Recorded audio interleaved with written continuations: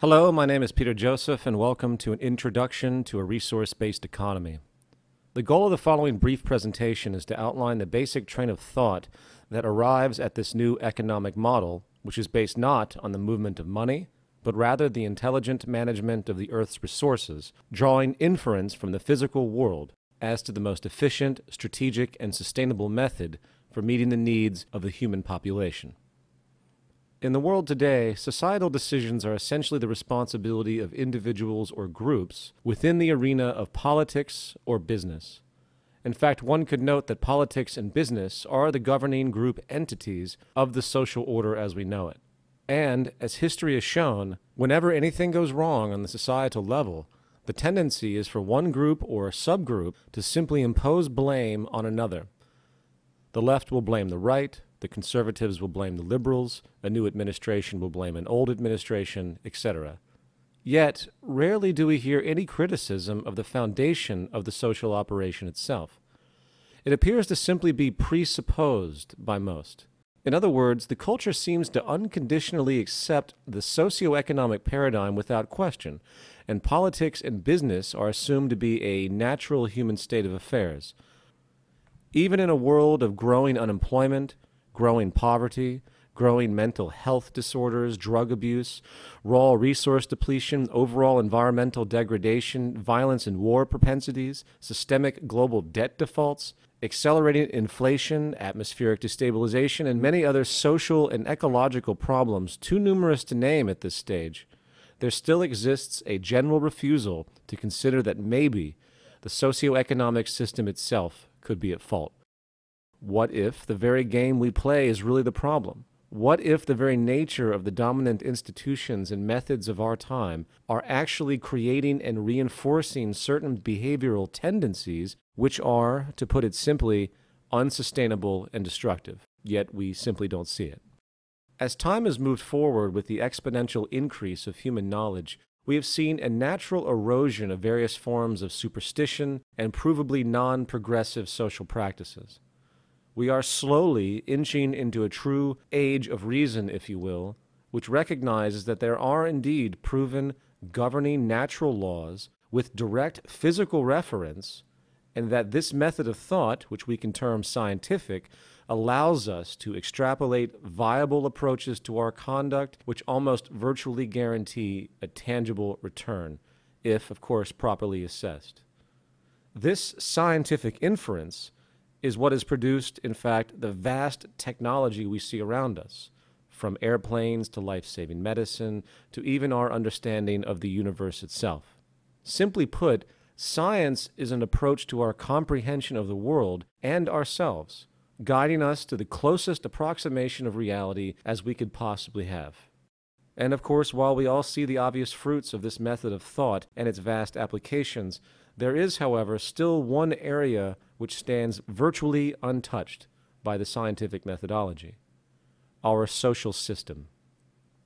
In this context, we appear to be stuck in time, using antiquated, traditionalized practices which show clear signs of deficiency. For instance, we give dictatorial powers to politicians and political parties under the guise of something we label democracy. Politicians who, on average, clearly have no education or training in the technical affairs of social organization. In a world where one child unnecessarily dies every 5 seconds from poverty and deprivation, many look to government institutions for a resolution, not really considering the scientific reality that feeding and caring for the people of the world is not a political issue. It is a technical one, resolvable by simple resource management and allocation and the intelligent and strategic application of technology. Likewise, we have these things we call corporations or businesses, which are able to arbitrarily claim property of the finite natural resources of this planet, resources we all need. They utilize those resources for the betterment of an isolated group through a self-interest-based system we call free market exchange. In fact, when it comes down to it, the message of this system is quite clear. Either you submit to this game of differential advantage and self-interest, or you simply do not deserve the right to live. You must earn your right to life on this planet, if you will, which, to a thinking mind, is clearly a pseudo-totalitarian construct to perpetuate one group or class over another. Yet, again, this inhumanity goes unnoticed, for it is structurally built in. We are born into this system, and we are groomed to think it is a natural fact, an empirical way of life. Just as if years ago perhaps you were born into a society as an abject slave. Since you have never been exposed to anything contrary, you might even believe that you're supposed to be a slave, as though it is again a natural order of reality. And if we couple that fact with a monetary system based explicitly on debt, which, unannounced to most, mathematically guarantees that a subclass of the human population will always be deprived, we begin to see that we live in an advanced variation of feudalism and nothing more. It is technically impossible for everyone to have their needs met in the current system. The economic game of differential advantage simply isn't designed to allow everyone to live and prosper. It is a win-lose system, regardless of the state of the natural world and what we are able to produce and technically accomplish. Put succinctly, our economic system is completely decoupled from natural processes of the physical world, a characteristic which can only lead to further problems if a radical shift away from these outdated assumptions is not commenced. So, let's now take a large step back, putting aside everything that we might have been taught about our social constructs, and consider the following question. What are the immutable foundations of human health and prosperity, and how do we construct a system which meets those needs for the entire human population, understanding we live, of course, on a finite planet, while ensuring the sustainability of this habitat for future generations? To answer this question, we need to first consider the issue of human need itself. For eons now, philosophers have contemplated the nature of mankind, trying to find those human universals we all share. This, of course, is an ongoing debate with many speculations, yet when it comes to the arena of human needs, we do find a virtually universal set of commonalities amongst the entire species. Needless to say, if we do not get proper nutrition, food, air, and water, we will cease to exist over time. If we are exposed to substances which are chemically toxic to our biology, such as ingesting mercury or the like, we will likely get very sick. If we suffer a serious vitamin deficiency as a child, there is a predictable detrimental outcome for one's personal health, such as stunted growth or immunity problems. But as human sciences have progressed, we find that human needs do not stop at this basic, commonly observed level. Humans are biopsychosocial organisms, meaning we are affected by our environment symbiotically in many subtle and often complex ways. For instance, if a mother in the late stages of pregnancy suffers extreme emotional stress, flooding her system with cortisol, a stress hormone, the nervous system of that unborn child could be predictably compromised in a negative way for the rest of his or her life, for the fetus itself technically is learning about what the world is going to be like. This also goes for infancy and early childhood as well, a critical developmental period where the organism is literally being programmed or adapted to the possible nature of the world they exist in, an impression which has been found to carry over for the entire life of that person in many ways. And if that critical period is met with negative stress, suffering, and pain, that child's development could possibly evolve into predictable tendencies of behavior, including propensities for addictions and violence in later life. The point here, with respect to human need, is that the physical, mental, and emotional health of a person can no longer be considered an isolated or temporal affair. We are social and environmentally connected in a very real and multifaceted way, and if our intent as a society is to produce psychologically and physically balanced human beings, the whole of society must be designed to meet those needs, not to mention adapt as our understandings change and knowledge progresses. So, public health in the broad view is really the ultimate measure of the performance of any social system, along with, of course, the intelligent, sustainable management of the earth, which provides the core resources we need.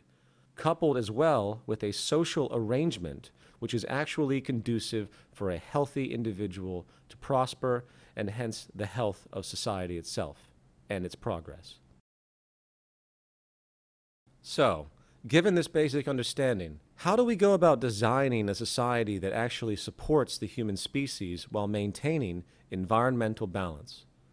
This brings us to the concept of a resource-based economy.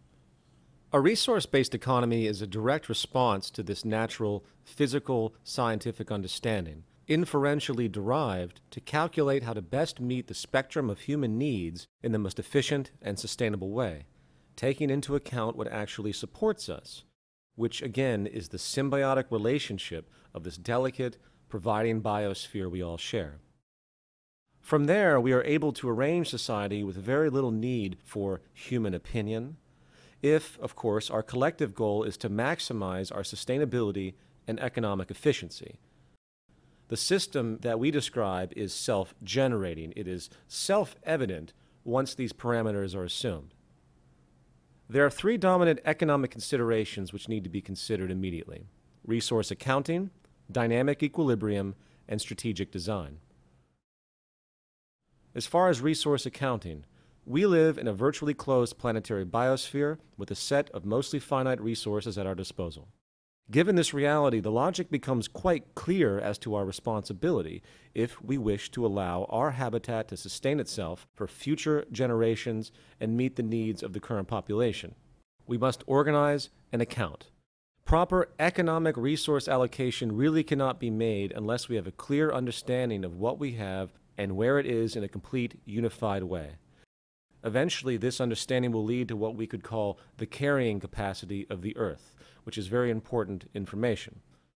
But this accounting, of course, is only the first step. We also need to track the rates of change and regeneration, where applicable. Here we have what we call dynamic equilibrium.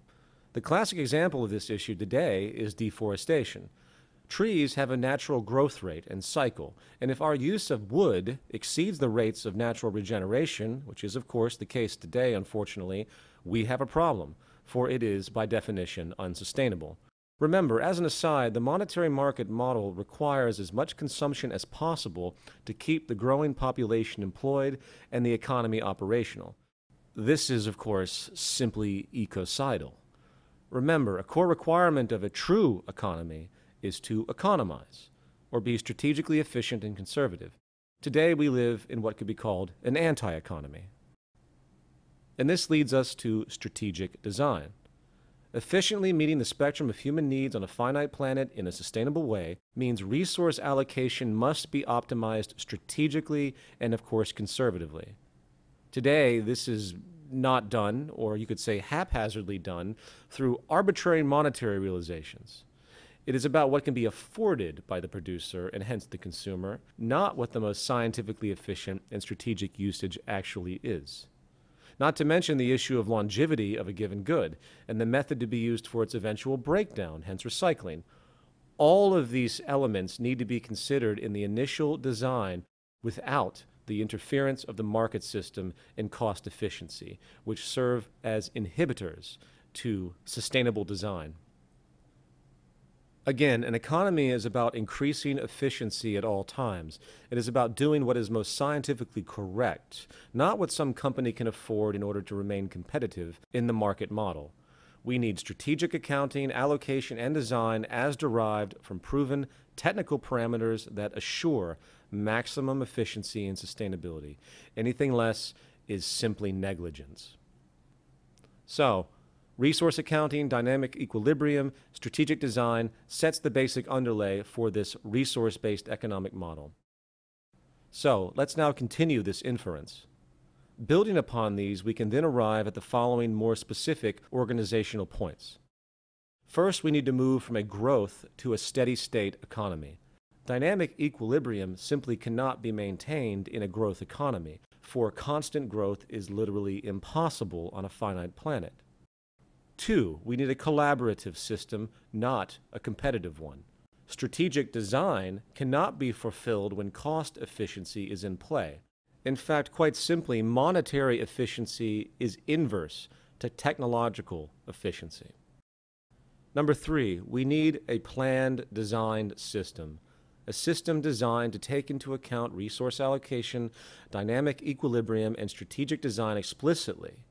The dispersed, haphazard corporate system does not even come close, and the lack of efficiency and waste is simply unacceptable. 4. Automation is put before human labor on all levels.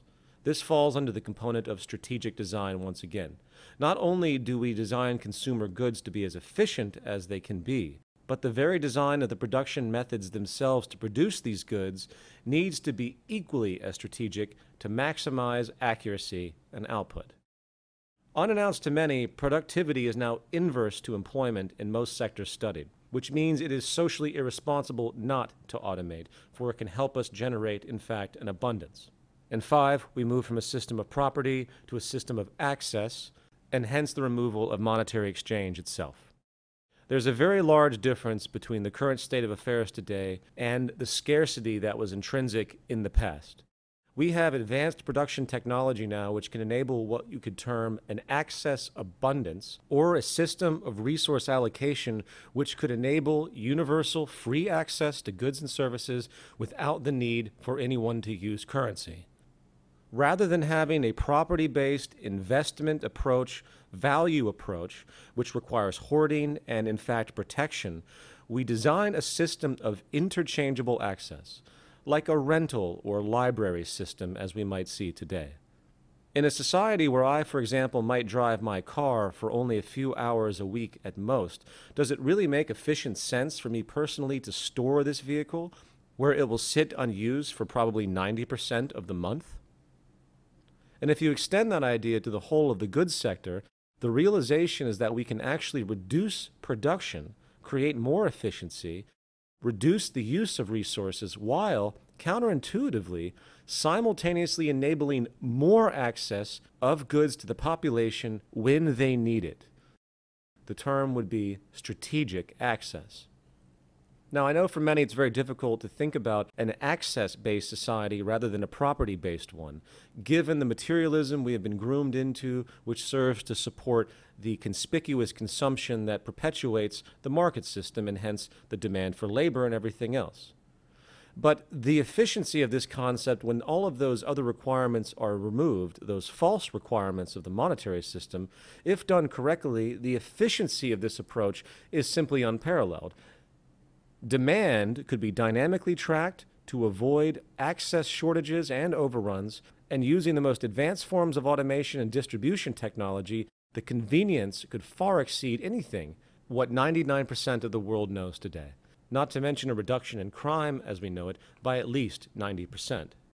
The bottom line is that money is no longer needed in a world that has an access abundance. Now, this concludes the basic summarization of the core attributes of the resource-based economic model. Is it perfect? Is it a utopia? No. But it would be cataclysmically better than anything we have today, which is continuing to damage ourselves, our environment, and shows all signs of getting much worse. If you would like to learn more about a resource-based economy along with the global organizations working to make it happen, please visit thezeitgeistmovement.com and thevenusproject.com for more information. I thank you for your time.